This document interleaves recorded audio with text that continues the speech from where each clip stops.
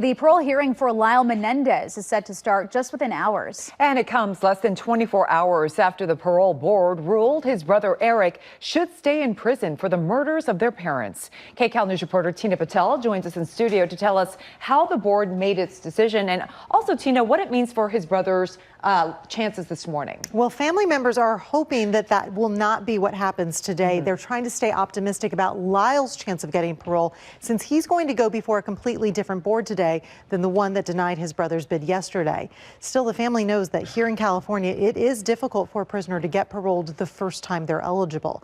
Now, there's only one picture of Erik Menendez that was released after yesterday's hearing. You can see that he was dressed in prison attire, sitting in front of a computer. His virtual hearing went on for about 10 hours. That is much longer than a typical parole board hearing.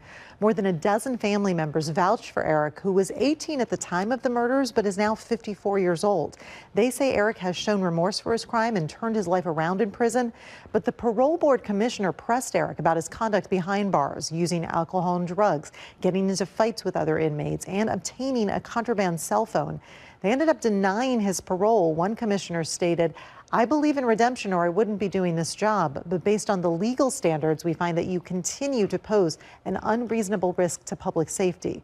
One of Erik's cousins reacted on social media last night. We gotta wake up tomorrow and do this all over again for Lyle. So wish us luck. It's not over. And, you know, it's not forever. And just a reminder that although this is disappointing, you know, 2 years ago, this was not even a possibility. But a lot of tension on the case, and that's why we're at this stage. Now, several of the family members who took part in the hearing yesterday are expected to speak again today for Lyle, so it will likely be another long hearing.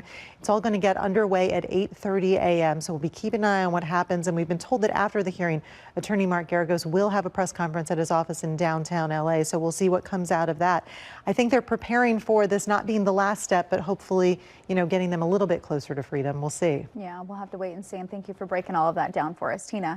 And be sure to stick with KCAL News and KCALnews.com. We will follow Lyle's parole hearing today as both brothers continue to try to get their freedom.